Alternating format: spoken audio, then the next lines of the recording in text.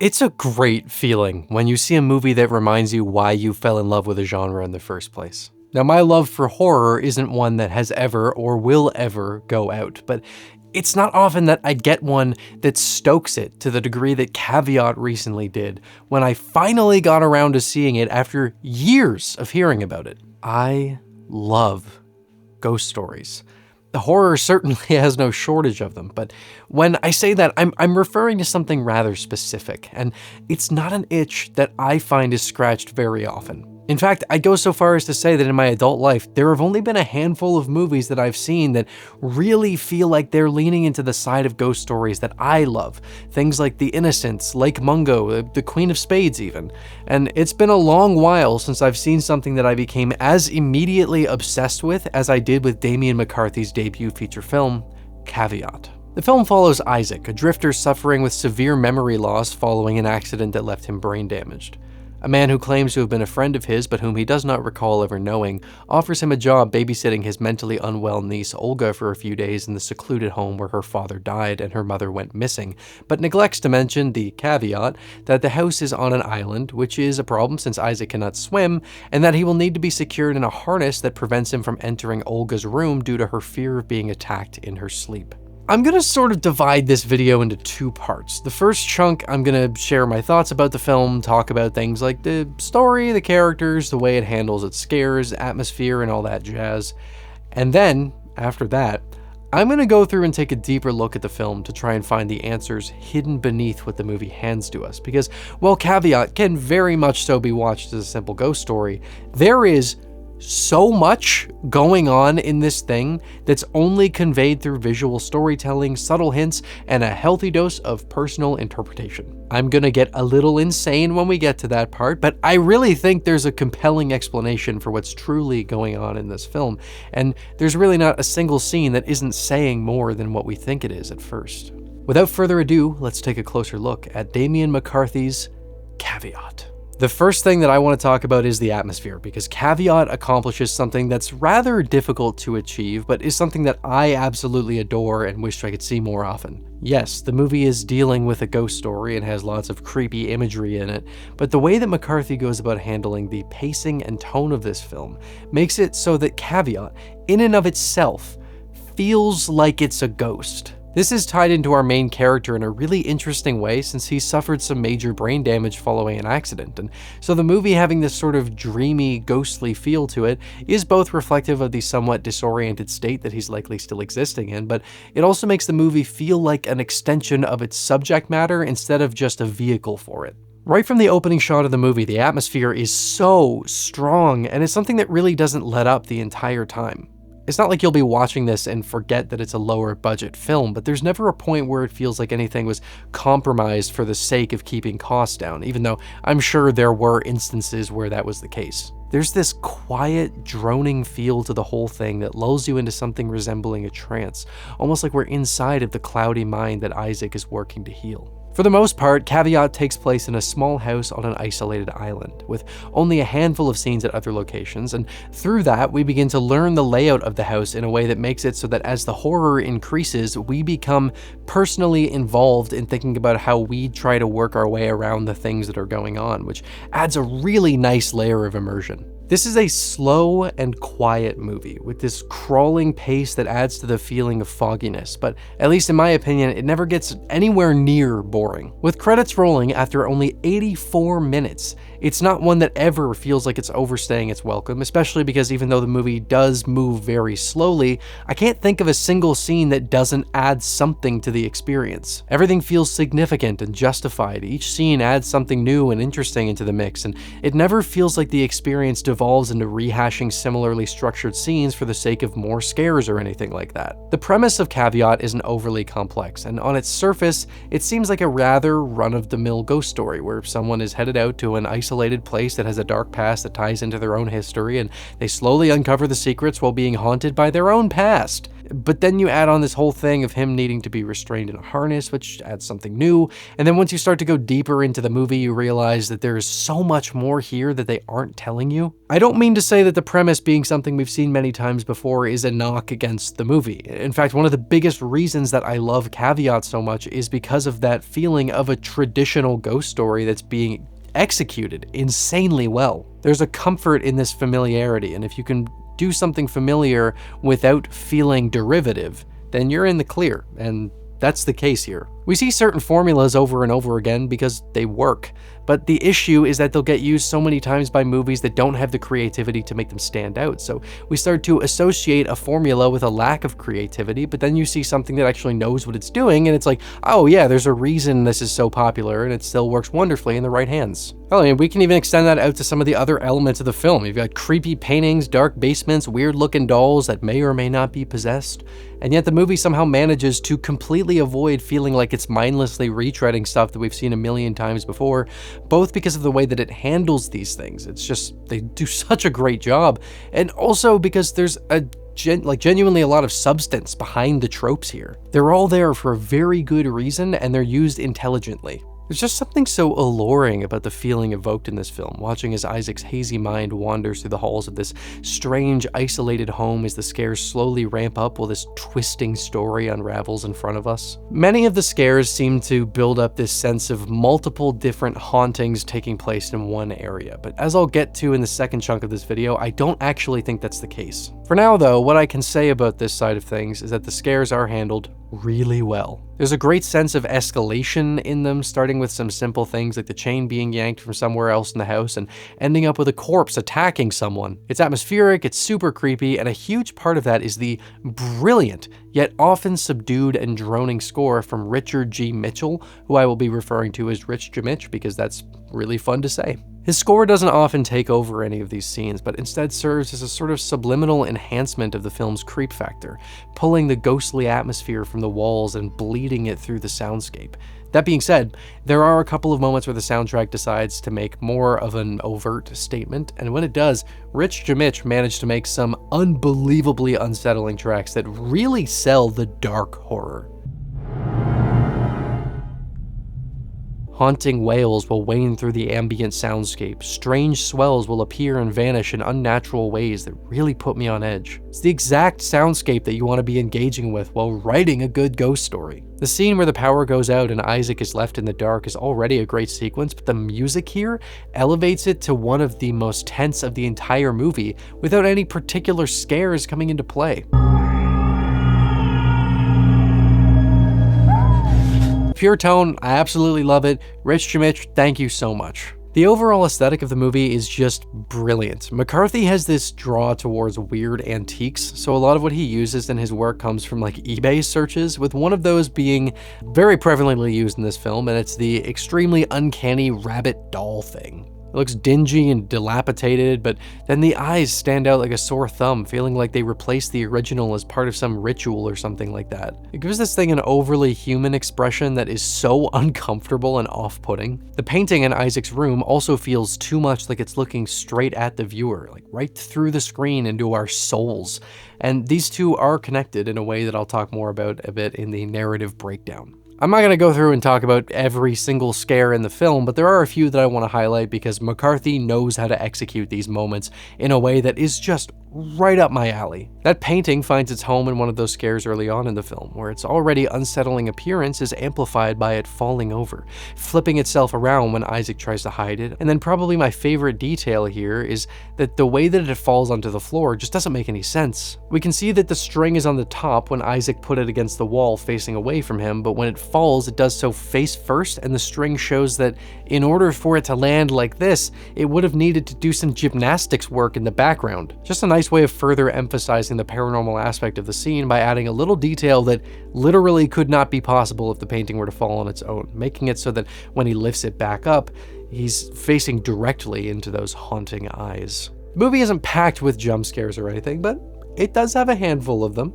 Thankfully, they're all extremely well earned and never feel like a cheap attempt to get a reaction from the audience without putting in real work. One of the freakier pieces of imagery in the movie is the body of Olga's mother that Isaac discovers hidden away in the wall, which is what really kicks off the movie's narrative, but what I want to focus on for now is just how goddamn creepy it looks. It doesn't really look the way that a dead body should, and while you may be able to make the case that this was a result of the movie's lower budget, I think that most of it comes down to intentional creative decisions to make this body feel uncanny, like it's holding on to some semblance of humanity even in death, because as we'll learn, she has unfinished business, and she likes to keep an eye on things. The mouth and teeth are unsettling, but what I really love about this are the eyes. That is not what dead people eyes look like, and the fact that these are so heavily emphasized in the film makes it fairly clear that it's intentional, almost like the body isn't even allowed to fully decompose until what needs to be done is done. It needs the eyes to see, to watch for the perfect moment, so those have to remain intact. Brings me to my favorite scare of the movie, which comes very near the end when Isaac is injured and finds that there's a secret door leading into a tunnel that's connected to the basement. And as he's crawling through here and the tension is building, we're treated to what has honestly become one of my all-time favorite jump scares. It's brilliant. There are many reasons why this is such an effective moment, and I think that a big challenge with making something here actually work is that we, the audience, are fully expecting something to happen in the crawl space. So McCarthy needed to craft a scare that still managed to catch us off guard and not stand out. He's not trying to subvert our expectations by timing the scare in such a way that we won't see it coming. He's fully embracing the fact that we know something is coming, and he uses it as a moment to see if he can outdo our expectations. And he did. Now, that body has not moved before in the movie. It's been there as this creepy looking thing, but it's done nothing more than that. To save its first real scare for super close to the end of the movie is already a great idea, but what I love so much is the feeling of the moment. Like it's already gone down before we even noticed that it was there, and then it like all comes crashing down in your head a moment later. Like it takes a second to process what you even saw. That image of this thing watching Isaac before quickly ducking down is so unbelievably freaky, and it's easily going to be on my list of movie moments where if I show this to people, I'm going to be like looking at them instead of the scene because their reaction does not disappoint. Although I don't want to be like staring at them because then they'll know. This is how you do a jump scare properly. None of this is to mention the brilliantly tense atmosphere that results in so many of the freakiest moments of the film, but I think I've made my point on that. To get into some of the narrative talk before breaking through and trying to piece together the hidden story, Isaac as a character is a really interesting one. Having him be suffering from a brain injury is a really great idea for a horror protagonist in a ghost story like this, not only because of the atmospheric implications of seeing the story through his perspective that I mentioned earlier, but also because it makes it so that his reactions to the freaky things that happen in the movie aren't often as intense as you may expect. He won't vocalize at all, or he'll have very subdued reactions to things, which helps maintain the quiet and looming feel of the film without needing to avoid having intense scares. I do think that to an extent, there's an aspect to this subdued performance that's probably more realistic than a lot of what we see in horror, where we may be so struck by the things happening in front of us or so focused on trying to find a way out that we may not let out massive screams and wails. Another thing that I like about this is that, at least for me, it kind of gave me less of an out when the scares happened. If you're watching a horror movie and something jumps out and the character screams in horror, then in a way, the reaction is almost being had for you, and you can kind of put your own fear into the scream from the character. Whereas if we're not given that vessel for our own fear to live through, there's a very uncomfortable confrontation that happens when we do react and don't have anywhere to put it. I don't think this is something that needs to happen in every movie or anything, but it was a cool experience that made my relationship with the scares in the movie different from what I'm used to. One more scare I want to briefly talk about is the one that directly follows that jump scare in the crawl space, where Isaac finds himself on the other side of the wall where the body of Olga's mother was found, and he begins to cut through the wall to escape. It's not a jump scare here that makes it so good, although the one earlier certainly plays into the tension here. What I love about this scene is how unbelievably butt-clenching it is. Isaac can only point the flashlight either at what he's doing or at the body behind him. So every time he begins cutting, the tension is ratcheted up while we know that thing is sitting right behind him in the dark, and it will occasionally change position. He even puts a hat on it, which it does not appreciate, just as it didn't earlier when he covered the painting. I'll get to it. And we get a fantastic payoff to all of this as Mo waits for Isaac to come out of the wall, only to hear on the intercom that he found another way out, and we watch as the unnatural motion of the saw builds up to Mo's demise at the hands of the woman he killed. When Isaac calls through, watching that saw go through the wall is just like, oh shit, it's so cool, man, I love it. It's a really amazing sequence and managed to make me tense up in a ball in a way that has not happened in a very long time. All right. Now's the part where I'm going to talk about the story. Let's establish what the movie does tell us, and then I'm going to take a closer look and see if we can figure out what really happened. As the story unfolds, we learn that Mo, as is not particularly difficult to tell from the early sections, was not being honest about why he's asking Isaac to watch over his niece. It's here where Isaac's amnesia becomes important for the narrative, as we eventually learn that Mo had paid him to come and lock the basement door when Olga's father was in the basement, leading him to succumb to complete horror as his claustrophobia became too much for him to bear, and he had to end it all down there. Isaac agreed, but instead decided to try and warn Olga's father. However, he found that the basement door was already locked when he got there, and the man had already done what he was going to do. Mo had seen Isaac as a loose end after discovering the attempted warning and decided that he needed to be taken out, but failed after pushing him from the balcony didn't actually kill him, and it's that left him with this lasting brain injury. The film tells this story through a couple twists and turns, some points where we're not sure what to actually believe, and it does this in a way that I really enjoyed. It never feels like the movie is going out of its way to forcefully subvert our expectations, it's just a very smooth and well thought out approach here. So here's what we're told. Mo and Olga's father murdered her mother. They shot her with the crossbow that we see Olga wielding throughout the film and then hid her in the basement wall. Mo began to see cracks in Olga's father and worried that he would tell someone what they had done, which is why he paid Isaac to do what he did, although that didn't really work out. The reason that he's now asked Isaac to come and watch over Olga is because Mo has implanted in Olga's head that Isaac was the one who killed her father, and he's hoping that Olga will kill him during his time there, tying up the loose end and leaving Mo to walk away without having to dirty his hands any more than he already has. Now, there are some things in the movie that are hinted at that aren't explicitly spelled out, such as Mo being very disrespectful towards Olga with hints of outright abuse at times, and I do think that's the case. The way that he covers her head with the lampshade is a way to joke about her state of mind, how he claps in front of her face to illustrate the same thing. These are not signs of someone who respects and loves Olga, and the way he speaks to her at the end only furthers that conclusion. And you are a complete fucking idiot! It wasn't the claustrophobia that killed Olga's father, although that may have played into it. It was the ghost of her mother terrorizing him to the point that he needed a way out, just as we see Mo about to face at the end of the movie as Olga's mother completes her vengeance. We have Isaac's brother, who we know very little about, but it's safe to assume that he died at some point, and based off of the photo that we see of the two of them, they seem to be very close. I kind of get the feeling that Isaac's brother supported him financially in some way, and after he died, Isaac was left wandering the world without the anchor that he had grown used to and became a drifter, eventually winding up in a world of nothing but haze. There's a nice thematic tie-in there with him being chained down in the basement, like his drifter lifestyle is chaining him to a life that will never allow him to really fulfill himself, so him breaking free is thematically pleasant. The whole thing with his brother, it's just a tragic little piece of his backstory that adds a lot to the character and to him breaking free from the chain in the basement as he goes on into the world on his own terms, at least hopefully. We don't really know.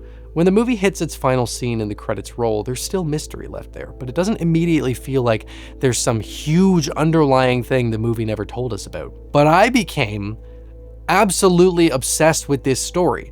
I watched the movie 3 times the week that I saw it for the first time because I was so completely fascinated, not only by the story that had been left unsaid, but by the manner in which McCarthy went about leaving the breadcrumbs. Let's start with something a little simpler so I don't sound like a crazy person immediately.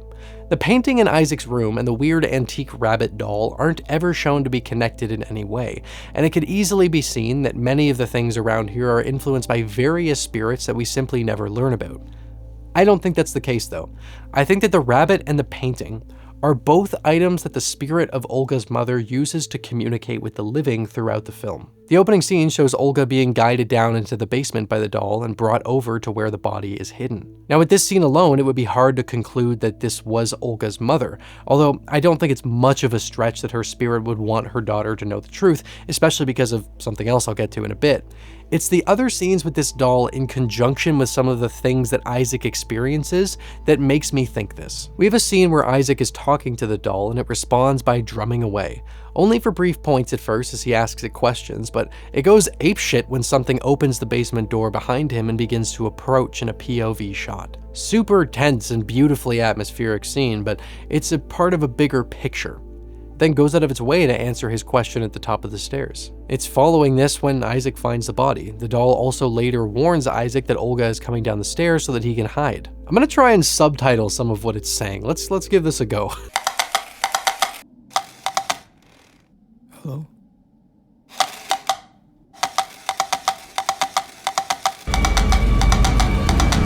Is there someone there? Is there someone down there? Then there's the painting, which very clearly wants Isaac to face it, and when he eventually gets close up to it, it speaks to him. Come close. I couldn't make out everything that was said here despite really trying. The subtitles just said muffled voices. I was able to make out a couple things. Here's what I could get. I heard "come closer," "in the wall," "2 bolts in the body," and "say nothing." I think that this was Olga's mother attempting to speak through the painting and tell Isaac what was going on, but it wasn't able to muster anything clear and sped through a bunch of stuff in a panic trying to get across as much information as it could in a short period. She wanted to talk to him, say where she was hidden, say how she was killed, and she wanted to make sure that he wouldn't talk to Olga about this because of her frail state of mind and her unpredictability, and also not to Mo because Isaac would be killed. The big thing that led me down this trail initially was the motif of the eyes, which are such a massive focus of Olga's mother during the brief flashbacks that we see of her, and also of course very heavily emphasized in her body, the doll, and the painting. Essentially, what I think is going on with her spirit throughout the film is that she's trying to guide Isaac down a path that will eventually lead her to being able to get her revenge on Mo. Much of the first chunk of the film is spent on her trying to get him to discover her body, which she does through the painting and also the doll. We have a scene earlier on where he was sitting in a chair getting some sunlight when his chain was pulled back enough to make him lose balance, and that chain terminates in the basement, which gives me the idea that she was basically tugging at it to be like, come on, this way. I think the same thing can be said for that phenomenal jump scare in the crawl space where she's basically just watching to make sure that he's coming. I think she uncovered her eye during the scene of him trying to cut out the wall so that she could keep a watch for Mo, who she knew was coming after Isaac called him before he learned what he had done. The spirit of Olga's mother never once attempts to harm Isaac, and almost every interaction he has with it boils down to her trying to get him to come downstairs, making sure he's staying on task and not giving in to his injuries, and keeping watch. The visual motif of the eyes present in all of these different items along with this consistency in behavior leads me to believe that the painting and the doll are just being used by Olga's mother to get what she wants. Alright, now's the part in the video where I'm gonna lose my marbles a bit because I took almost 2,500 words worth of notes for a movie that doesn't even hit 90 minutes. The first big question to me, and I think the most obvious one, is why did Mo and Olga's father murder her mother? We're never actually told why this happened, and it's one of 2 lingering questions left when the credits roll, the other being who locked the door before Isaac got to the house the first time. Let's answer the first question first because the second will make much more sense with that context, and it's also the one where I have to make the biggest psychotic leaps. There are 2 motifs in the film that I found were key to figuring out what happened to Olga's mother. Those were Olga's nosebleeds and the crazy abundance of circles. I know. Let's start with the circles, since that will really help to paint a picture of the rest of what's going on here. Let's run through this. We see a circle on either side of the doorway leading down to the basement. The cut in the wall downstairs is done in a circle. The mirror in the bathroom that Isaac is unable to reach has a circular shape. Both ends of the chain on Isaac's harness are circles, and most importantly for this whole thing, we have a scene where Olga's mother draws 2 circles in a book before disappearing, in what's probably the most enigmatic scene of the whole film. I think that circles in caveat are representative of truth. The hole in the wall showed both Olga and Isaac the truth of what happened to her mother, and Isaac is denied the truth as he's trapped in the harness. On top of that, I think that the presence of 2 circles is often used to represent lies. The basement in the movie is a place used to deceive and trap people numerous times, so the 2 circles beside the door are used to reflect that, and the circles on both ends of the chain are used to show Isaac once again being trapped by the lies and deceit, which he's only able to break free from later on once he's learned more, and he ultimately frees himself at the end of the movie. To me, the answer to why Olga's mother was killed is the same as to why her father was killed. They both knew something that someone didn't want them to know. Her father, of course, knew about the murder, so what did her mother know? Well, like I said, Mo is very disrespectful towards Olga pretty regularly. He asks Isaac early on in the film if he's ever heard a fox fight, and when he says that he hasn't, Mo says it sounds like a teenage girl screaming, and then asks Isaac if he's ever heard that. When Isaac says no, Mo's response is rather telling. You ever hear a teenage girl scream? No. Sure. He then goes on to say that he'd get a woman to come watch Olga as that would probably help to ease her mind more, but that he wouldn't be able to get a woman to go on a boat with him. We also know that the reason that Olga requires Isaac to wear this harness is because she has a fear of being attacked in her sleep and needs assurance that she won't be. Why? Where did that come from? Throughout the film, we hear those fox screams coming from the wood, and Mo said that there were just foxes on the island who fought, and that's what that was. When Isaac asks what Mo and her father used to hunt, here's what Olga says. What were they hunting? Foxes? Alright, so I'm pretty comfortable at this point saying that Mo and Olga's father were abusing her when they went on their hunting trips, and probably continued to do so after the fact. I think that the fox screams that we hear throughout the film are not foxes at all, but instead a sort of ghost of the emotional trauma that Olga endured, like a memory playing on repeat in the woods where a part of her was left to die and become a ghost. We have another motif in the film, speak no evil, see no evil, hear no evil, with Olga having a little statue of it on her desk, but we also very often see her covering her eyes, echoing the see no evil idea, and when she does this, it often comes as a package deal with a nosebleed. I think that those nosebleeds, like the circles, represent truth, and the reason that there are 2 different motifs that are used for the same purpose is because a nosebleed is a dynamic thing, and that's very important for Olga's relationship with truth. There's no question that Olga is being manipulated. She's literally being used as a tool to kill Isaac. And like I said, I believe that she was being abused, and that the abuse is the thing that led to her state of mind, not schizophrenia like Mo says. He sort of has her under his heel, and I think what's happening during these moments where we see her in the see no evil position with the nosebleeds is that she's reeling from a moment where she remembered the truth. Remembered the abuse and the cover-up and all of it, and because she's been beaten into silence, she defaults to the see no evil thing as a defense mechanism when those memories come to the surface, because she can't acknowledge them. Mo won't allow her to see the truth, and he's trained her to be afraid of it, to hide when it comes to her, and that's also why we almost always only see the nosebleeds after they've already happened when we see her like this. When her nose bleeds, that's her seeing the truth, but because she's now fallen back into the see no evil, that realization has already passed and been muffled. So why do I think the nosebleeds represent truth for her?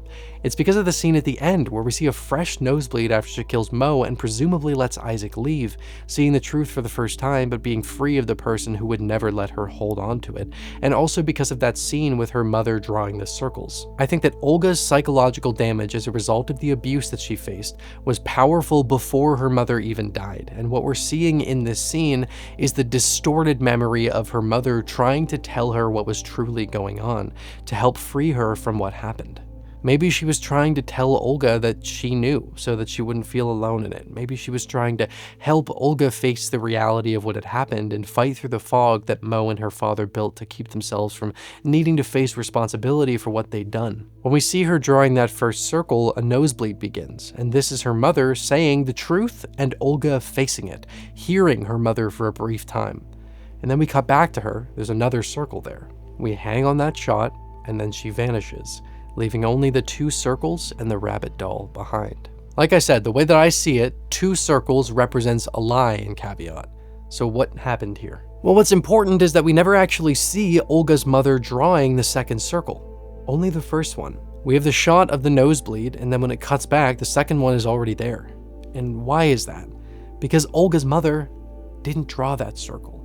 That second one was drawn by Mo, laid there by his influence over Olga and his crafting of an alternate reality for her that allows him to form her thoughts in whatever way best suits him. And then before her mother was able to do anything about it, they killed her. We have the truth being told by her mother, Olga hearing it, Mo's deception, and then murder, unknowingly leaving behind her spirit. So then why does Olga's mother look batshit insane here? In fact, she looks like that in every flashback, completely manic. I think that this is because when we get flashbacks of her mother, we're not seeing them as objective reflections of the past, but instead of the versions of Olga's memories that Mo crafted in an attempt to create and maintain control and silence over Olga. And a part of that was making her mother out to be insane. That's something that we hear a couple of times throughout the film. Olga's mother was crazy.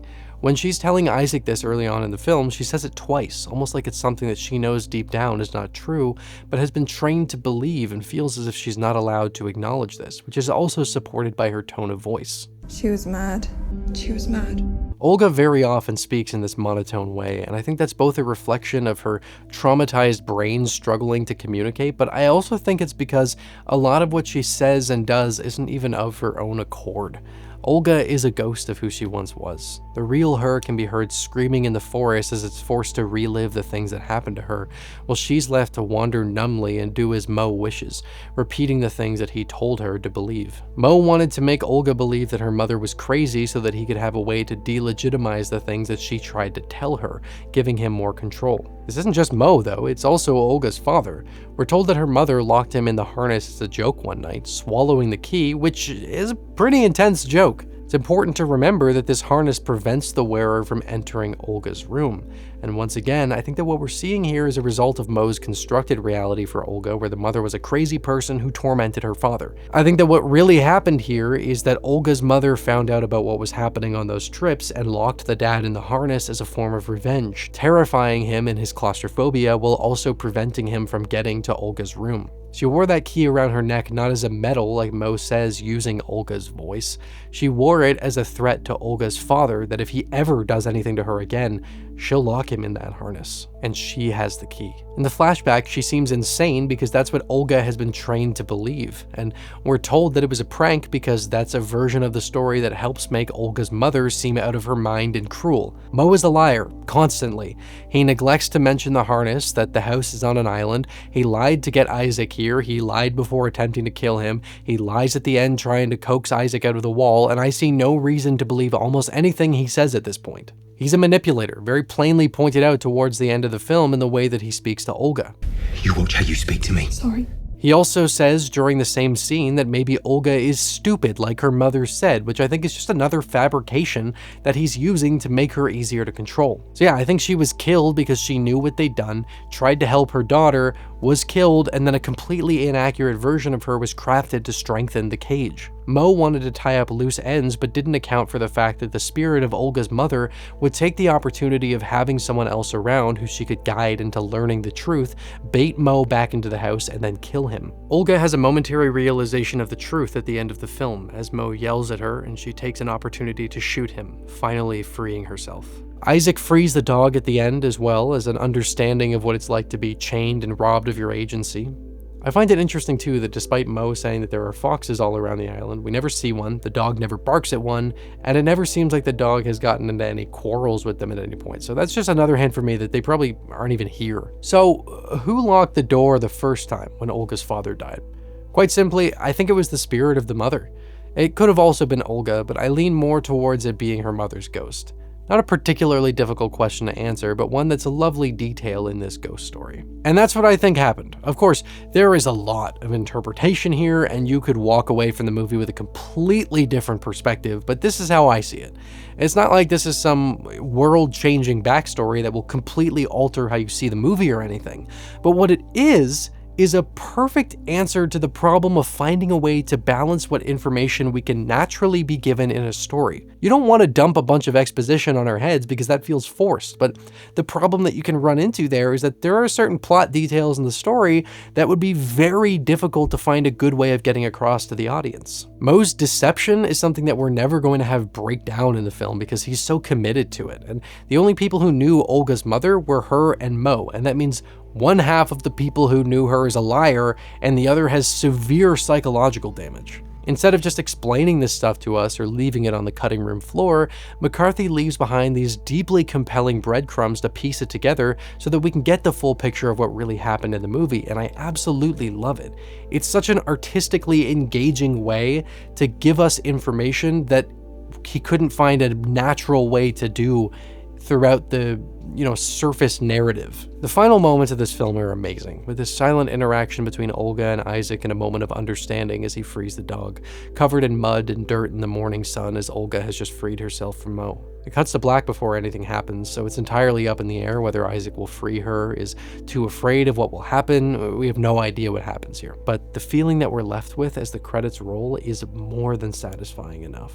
Olga is a really tragic character, and I do hope that he freed her and that she was able to find some sense of peace. I absolutely adore this movie. It's just zero fluff, beautifully atmospheric, and a genuinely scary film that has a deeply compelling story that utilizes some really interesting storytelling devices as a solution for the elements of the story that were trickier to get across to the viewer, and it resulted in some of the most fun I've had deciphering a story in a very long time. Damian McCarthy's debut film delivered on so much of what I personally look for in a ghost story, and I found it to be immensely rewatchable. Like I said, I watched this thing 3 times in 1 week and was never bored for a second of any of those watches.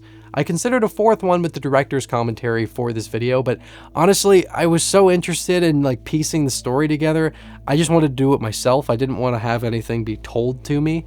I'm still looking forward to watching that sometime though, now that I'm done with this. I've had an absolute blast working on this, and I hope you've also enjoyed watching it. I mean, this is the kind of movie that just puts some wind in the sails. Thanks for watching through to the end. I hope you enjoyed the video enough that you want to see more, and if that's the case, consider subscribing and hitting the notification bell because YouTube can sometimes suck at recommending channels. A huge thank you to my wonderful Patreon supporters and YouTube channel members who are a massive help in allowing me to continue committing as much time as I can to making these videos. If you want to gain access to things like behind the scenes material or gain early access to my videos, consider supporting me on either platform. As always, thank you for stopping by Rocklin Graves. I hope you've enjoyed your stay.